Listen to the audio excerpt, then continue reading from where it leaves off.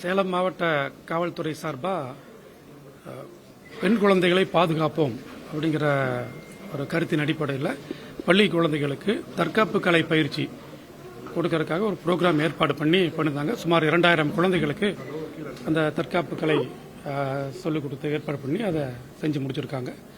அதே போல் கணினிசார் குற்றங்கள் சார்பாக அது தடுக்கிறது சம்பந்தமாக ஒரு விழிப்புணர்வு குறும்படம் எடுக்கக்கூடிய போட்டி, அதே மாதிரி போதைப் பொருள்களை தடுப்பதற்கு சம்பந்தமான குறும்பட போட்டி, இந்த போட்டிகளை நடத்தினாங்க. இன்னைக்கு அந்த நிகழ்ச்சிகளிலே பங்கு கொண்ட குழந்தைகள், குறும்பட போட்டிகளிலே வெற்றி பெற்ற இந்த பங்கேற்பாளர்கள் இவங்க அனைவருக்கும் பாராட்டி இன்னைக்கு நாங்கள் பரிசுகள் கொடுத்தோம்.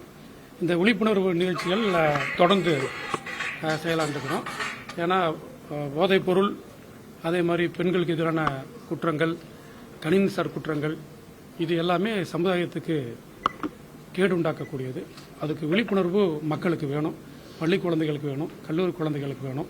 இதை பரப்புவதற்கு தொடர்ந்து முயற்சி எடுத்துட்டு போதைப் பொருள் கஞ்சா உள்ளிட்ட தடுக்கிறதுக்கு வெஸ்ட் ஜோன்ல என்ன ஏற்படும் சார்? வெஸ்ட் ஜோன் தான் அதிகமாக இருக்கு அப்படின்னு சொல்றாங்க. அது என்ன சார்? நீங்கள் வெஸ்ட் ஜோனில் கஞ்சா அதிகமாக இருக்குன்னு சொல்றது சரியானது.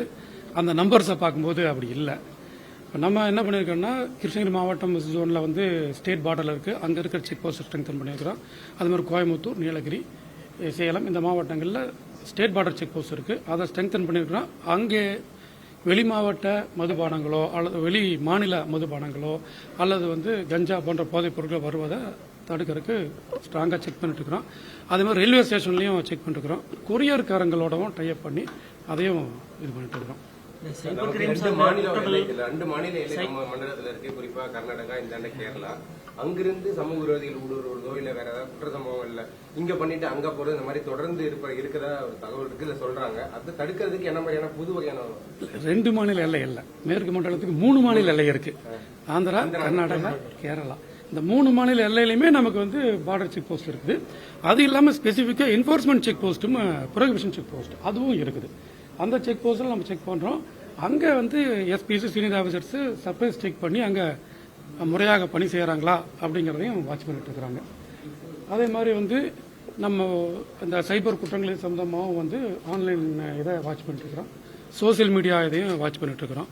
இதுல ஏதாவது சந்தேகப்படும்படியான போஸ்ட் அல்லது சந்தேகப்பட நடமாட்டம் தெரிஞ்சதுன்னா நம்ம விசாரிக்க. சமீபத்தில் கூட பார்த்தீங்கன்னா ஒரு பையன் பெங்களூர்லேருந்து இங்கே போர்ஸில் கொண்டு வந்துடுறாங்க. அங்கே ஈரோடு பக்கத்தில் வச்சு நம்ம செக்யூர் பண்ணி கொடுத்தோம்.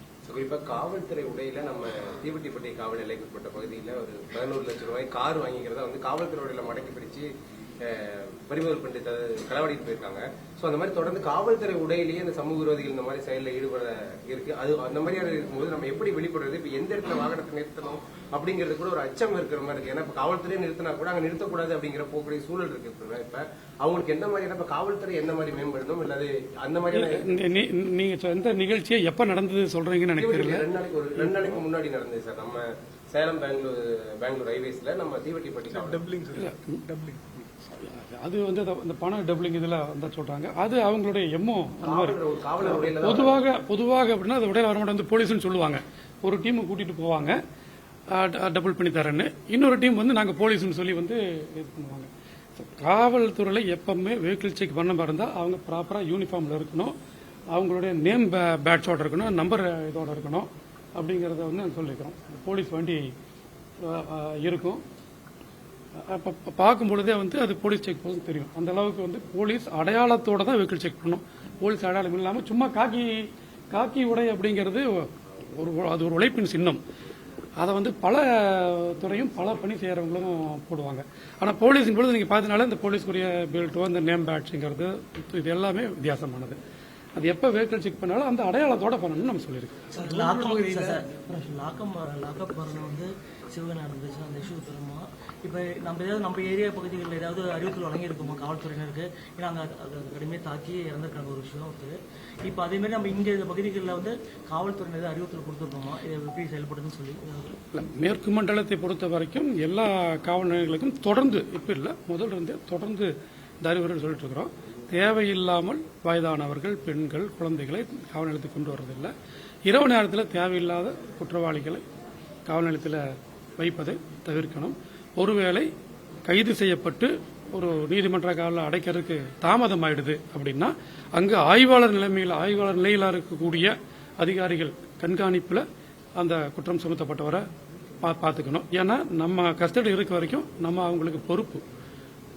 அது நம்ம கைது பண்ற அதிகாரத்தோடங்கிறது அல்ல, அவங்களுக்கு நம்ம கிட்ட இருக்க வரைக்கும் நம்ம தான் பொறுப்பு அப்படிங்கிற இதோட பாத்துக்கணும் அப்படின்னு சொல்லிக்கிறோம். மேற்கு மண்டலத்தை பொறுத்த வரைக்கும் அது முறையா. அதே மாதிரி புகார்கள் இருந்தால் எப்படி சார் தெரிவிக்கலாம்? நம்ம காவல்துறையினரே தாக்குறாங்க விஷயத்துல புகார் கொடுக்கறது சிலர் வந்து தாக்கப்பட்டாலுமே புகார் கொடுக்க பயந்துக்கிறாங்க. அப்படின்னா நம்ம எப்படி புகார் கொடுக்கலாம்? இதே மாதிரி நடவடிக்கை மேற்கொள்ளலாம். ஒரு மாவட்டத்திலையுமே நம்ம வந்து கண்ட்ரோல் ரூமு இது கான்டாக்ட் நம்பர்ஸ் கொடுத்துருக்கோம். ஈவன் 100 கால்ஸும் இருக்குது. இப்போ காவல்துறையினர் தவறு பண்ணாலும் நடவடிக்கை எடுத்துருக்கோம். இப்போ வந்து 2-3 நாள் முன்னாடி கூட ஒரு சோசியல் மீடியாவில் ஒன்று போச்சு, ஒரு போலீஸ் ஒரு ஹோட்டல் மிஸ்பிஹேவ் பண்ணாருன்னு. அது வந்து போன வருஷம் நடந்தது. அப்பவே நாங்கள் உடனே நடவடிக்கை எடுத்தோம், சஸ்பெண்ட் பண்ணோம். தவறு செய்த காவலருக்கு மீது நடவடிக்கை எடுக்கப்படுது. அவங்க தவறு செய்யாமல் இருக்கணுங்கிற அறிவுரையை ஏஆர்லையும் பெரட்லையும் லோக்கல்ல ரோல் கால்லையும் நம்ம டெய்லி சொல்லிட்டு இருக்கிறோம். அவங்க 100 காலில் பண்ணாலும் தகவல் கொடுத்தாலும் சரி, வாட்ஸ்அப்பில் மெசேஜ் கொடுத்தாலும் சரி, எங்களுக்கு கால் பண்ணாலும் சரி, அதை நாங்கள் அட்டன் பண்ணுறோம். அதில் உண்மை இருந்துச்சு நடவடிக்கை எடுக்கிறோம். உண்மை இல்லாத பட்சத்தில் அதுக்கு ரிப்போர்ட்டாலையும் கொடுக்குறோம். இது சரியான செய்தி அல்ல, இது தவறான செய்தி, இதுதான் அதில் உண்மை அப்படிங்கிறத நம்ம விளக்கத்தையும் நம்ம கொடுக்குறோம். சார், ரூரல் பகுதியில் எளிதாக வந்து போதைப் பொருள், கஞ்சா அந்த மாதிரி பொருட்கள் கிடைக்கிறது சுலபமாக கிடைக்குது. இங்கே ரூரல் பகுதியில் அதை தடுக்கிறதுக்கு ஏதாவது நடவடிக்கை இருக்கும்? இல்லை, நீங்கள் 19 ஒரு கேள்வியை சொல்கிறீங்க. எந்த பகுதியில் இந்த மாதிரியான இது இருக்குன்னு சொன்னீங்கன்னா கண்டிப்பாக நடவடிக்கை எடுப்போம். நேற்று கூட ஒரு மாவட்டத்தில் 3 கிலோ கஞ்சா பிடிச்சிருக்காங்க. எந்த தகவலாக இருந்தாலும் நீங்கள் எங்ககிட்ட பகிர்ந்துக்குங்க, நான் கண்டிப்பாக நடவடிக்கை எடுக்கிறேன். செய்திகளை உடனுக்குடனும் துல்லியமாகவும் தெரிந்து கொள்ள சப்ஸ்கிரைப் பண்ணுங்க.